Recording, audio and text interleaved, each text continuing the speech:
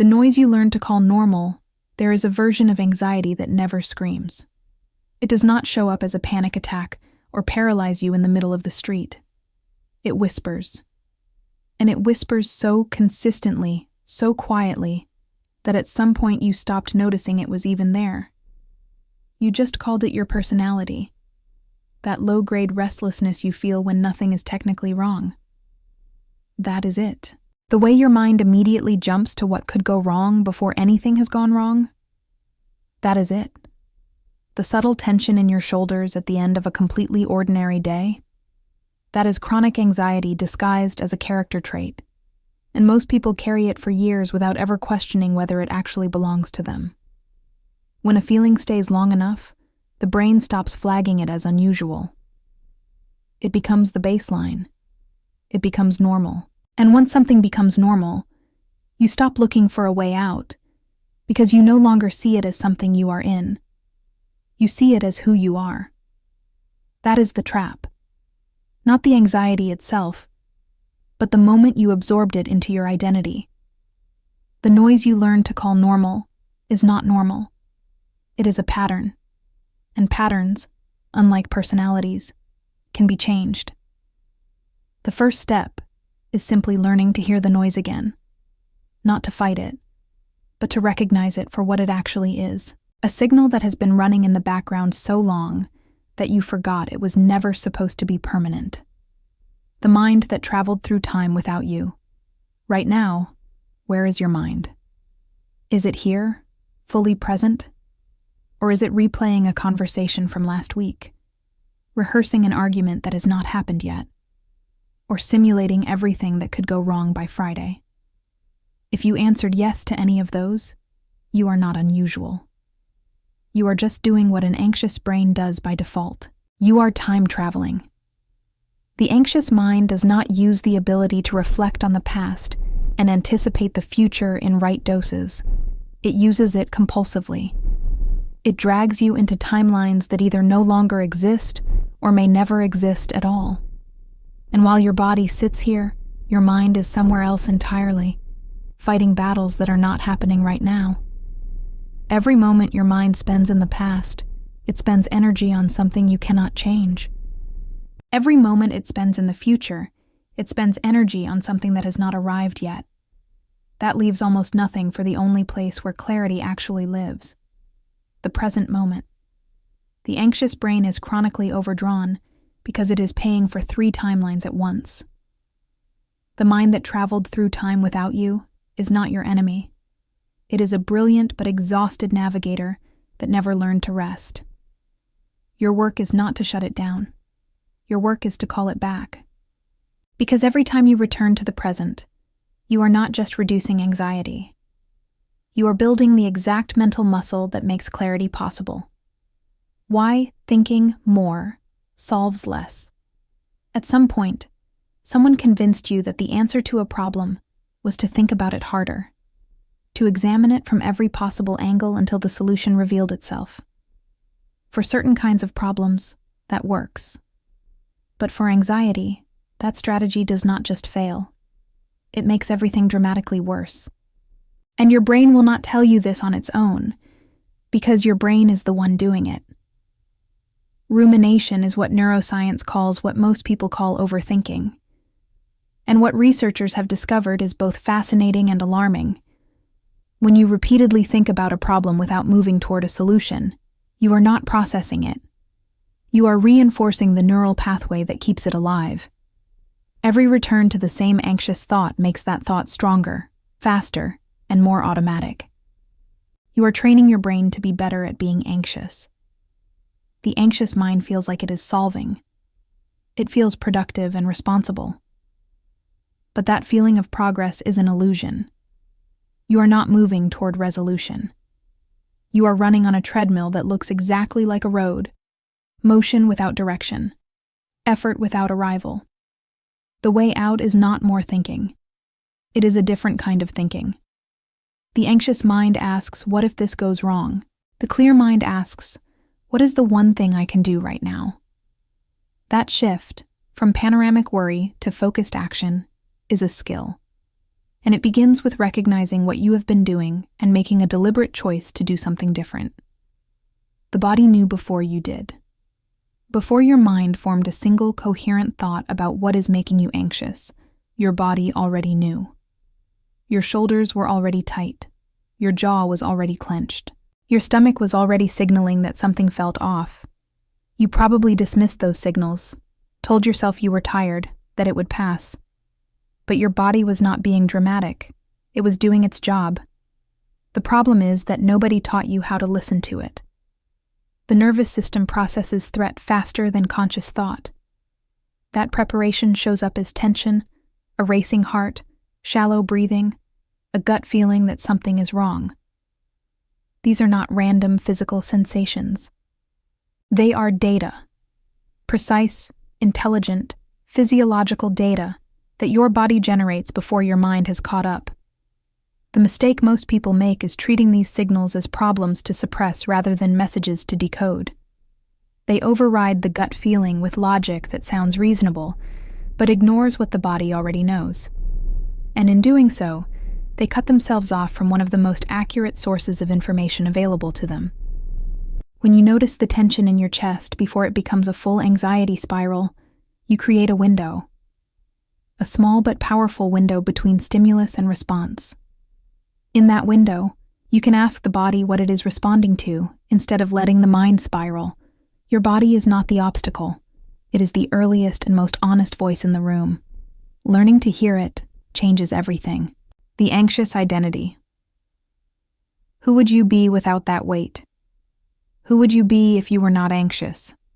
Not who would you be if you fixed your anxiety, but who would you be right now if anxiety was simply not part of how you defined yourself?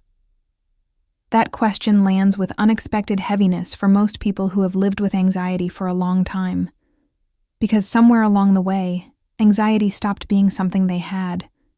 It became something they were. The human brain is wired for consistency. It builds a story about who you are, and then works relentlessly to confirm that story at every turn. When anxiety becomes part of that story, the brain begins to protect it. Not because it wants you to suffer, but because eliminating it would require rewriting the narrative. And rewriting a narrative that has been running for years feels at the neurological level genuinely threatening. So you get patterns that seem irrational from the outside, finding a new thing to worry about the moment the previous worry resolves, feeling strangely empty on the rare days when nothing is wrong. These are not character flaws. These are the behaviors of a nervous system organized around a particular identity, working hard to maintain it. You are not your anxiety. You never were. Anxiety is a response pattern that developed for reasons that made sense at a specific point in your life. But a tool you cannot put down eventually becomes a burden. And a burden carried long enough starts to feel like a part of your body. It is not. It is a learned pattern. And learned patterns, no matter how deeply embedded, can always be changed. Silence frightens more than chaos. Ask someone who lives with chronic anxiety to sit in a quiet room with no phone, no music, and nothing to do for 20 minutes. Within the first few minutes, most people will reach for their phone, suddenly remember something urgent, or find a task that absolutely needs to be done right now. They will do almost anything to avoid staying inside the silence. And if you ask them why, they will say they are just busy people. But the truth is more revealing than that. The silence terrifies them. Silence removes the one thing that keeps chronic anxiety manageable on the surface: distraction. As long as there is noise, movement, a screen to scroll, the deeper discomfort stays buried just below conscious awareness. The moment the noise stops, that discomfort rises. And because most people have spent years avoiding that feeling, they have no reference for whether they can actually survive it. So the instinct is to run back to the chaos that at least feels familiar. Here's the paradox that changes everything. The chaos that feels safe is not actually safe. It is simply louder than the thing you are afraid of. And the silence that feels threatening is not actually threatening. It is simply the place where the truth lives.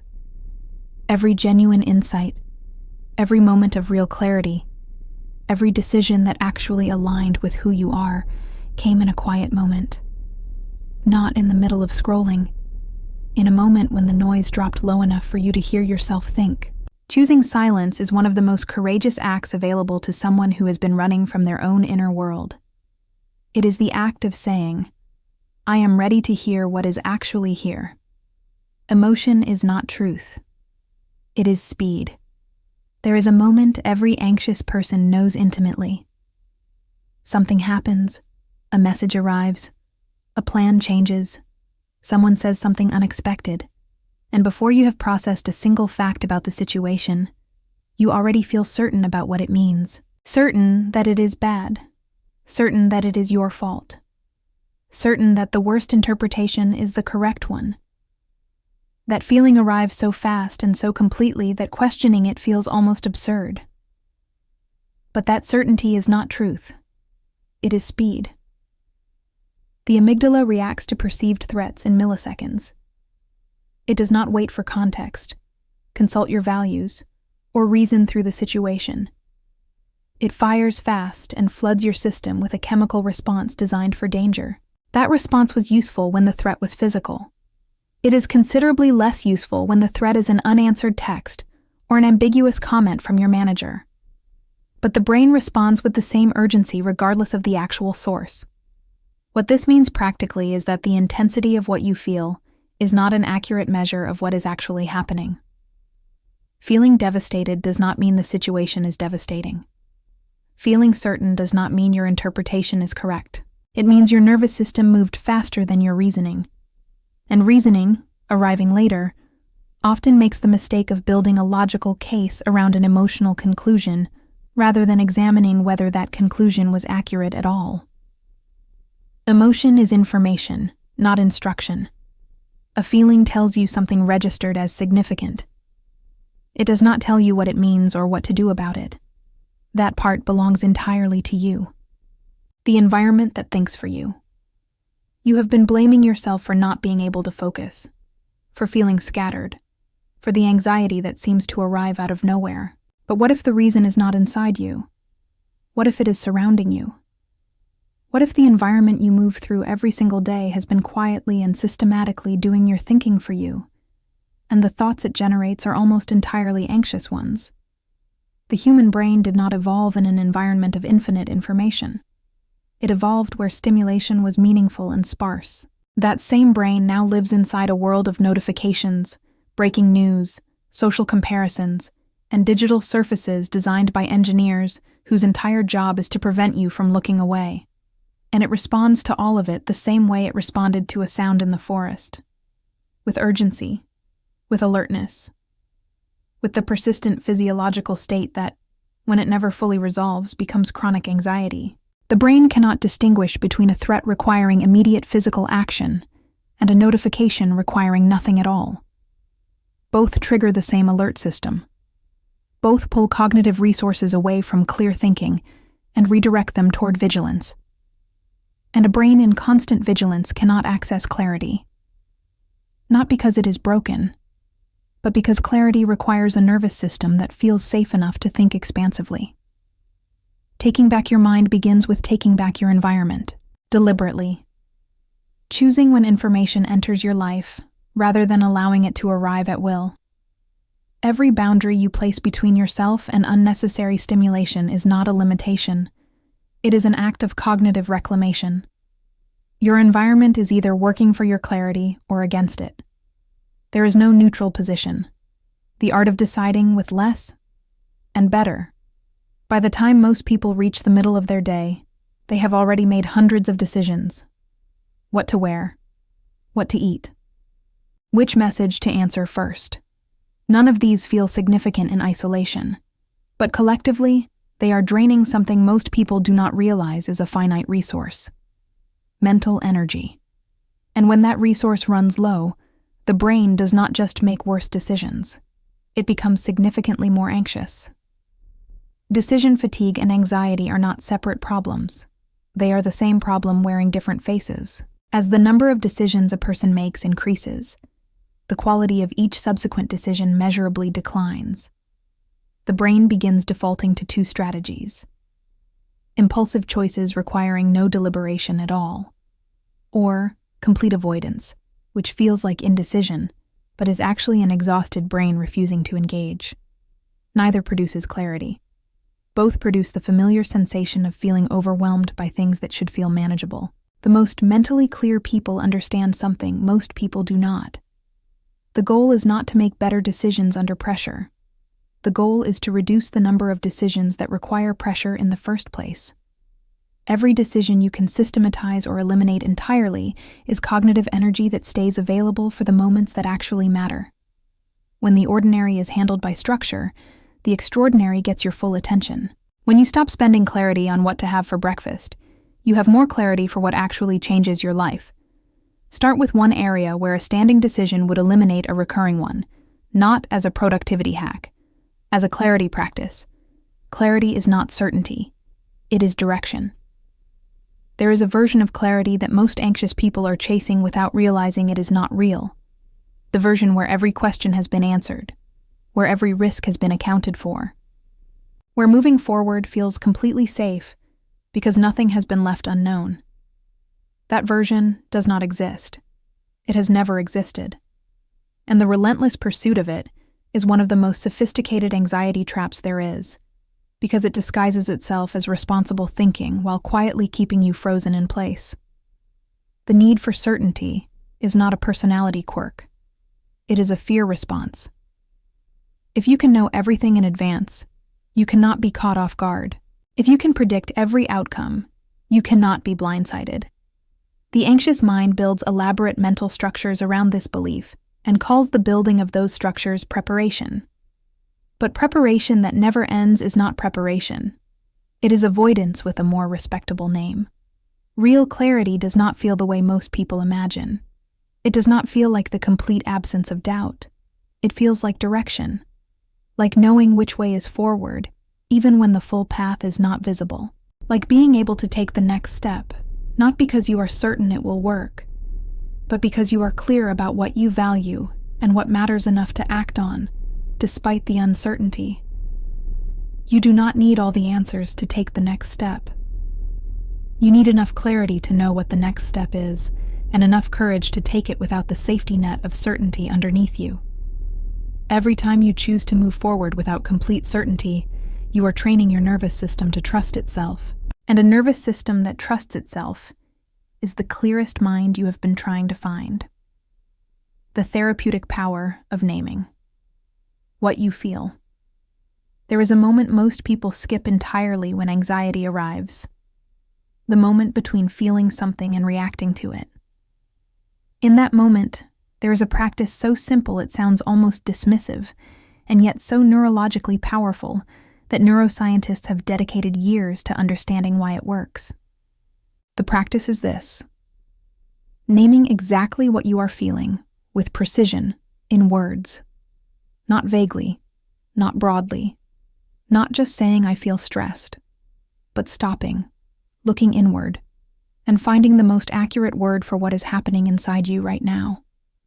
The neuroscience term is affect labeling, and what researchers found is that putting precise language to an emotional experience reduces activity in the amygdala almost immediately. When you label an emotion accurately, you engage the prefrontal cortex, the part of the brain responsible for rational thought. When the prefrontal cortex engages, the amygdala quiets. Not because you suppressed the feeling, but because naming it shifted which part of your brain was running the show. Precision matters enormously here. There is a measurable difference between saying I feel anxious and identifying a specific dread about a specific outcome you do not believe you can handle. The more precise the label, the more effectively the brain regulates. And precision requires vocabulary. Most people navigate their entire emotional lives with fewer than a dozen feeling words. That is an extraordinarily limited toolkit for one of the most complex inner landscapes in existence. The next time anxiety arrives, stop for 30 seconds. Ask yourself what is the most accurate word for what I am actually feeling right now. That single practice, done consistently, will do more for your mental clarity than most of what you have previously tried. Building the ritual of the clear mind. Everything in this video has been building toward a single practical question. How do you make this consistent? Because understanding anxiety differently is valuable. Seeing the patterns clearly is valuable. But none of it compounds into lasting change without repetition, without structure, without the deliberate construction of daily practices that gradually rewire the default state of your nervous system. Clarity is not a destination you arrive at once and keep forever. It is something you build every single day, in small, intentional moments that most people underestimate precisely because they are small. The word ritual carries weight here that the word routine does not. A routine is something you do automatically. A ritual is something you do with intention. And presence, practiced in small moments across a full day, is the single most effective recalibration tool available to a nervous system that has been running on high alert. What does that look like in practice? It looks like beginning the day before the day begins you. Before the phone, before the news, before the demands of everyone else arrive, there is a window. That window, used with intention rather than filled with distraction, sets the neurological tone for everything that follows. The nervous system that starts the day in relative quiet carries that quiet forward. Not perfectly, but measurably. The ritual of the clear mind is not a morning routine you found in a productivity article. It is a personal architecture built from honest observation of when your mind is clearest and when it loses its footing. Find what actually works for your specific nervous system, then do it repeatedly, not because discipline demands it, but because you have felt the difference clearly enough to want it consistently. You were already whole, and you can return. Before the anxiety had a name, before the patterns became habits, before the noise became the baseline and the baseline became the identity, there was a version of you that existed without all of it. Not a perfect version, not an invulnerable version, but a version that moved through the world with a natural ease that you may have forgotten was ever real. It was real. It is still real. And everything in this video has been pointing toward one single truth worth saying plainly now, at the end, when it will land with the weight it deserves. You were never broken. You were responding. And a response, no matter how deeply practiced, can always be changed. The story most people carry about their anxiety is a story about damage, about something fundamental that went wrong, about a mind that does not work the way other minds work. That story is the most expensive belief you can hold, because it positions healing as the recovery of something lost, rather than the return to something that was always there. The foundation was never destroyed. It was covered by adaptation, by protection, by years of responses that made sense once and then stayed long past their usefulness. You are not at the beginning of this journey. You have been on it longer than you know. Every moment you questioned the noise instead of accepting it was a step. Every moment you caught yourself in a spiral and chose something different was a step. Every moment you returned to the present instead of staying lost in the past or the future was a step toward the person you have always been underneath the weight of it all. That person is not waiting for you at the end of some long and difficult road. That person is here, right now, in the quality of attention you bring to this moment. You were already whole. The anxiety was never the truth of you.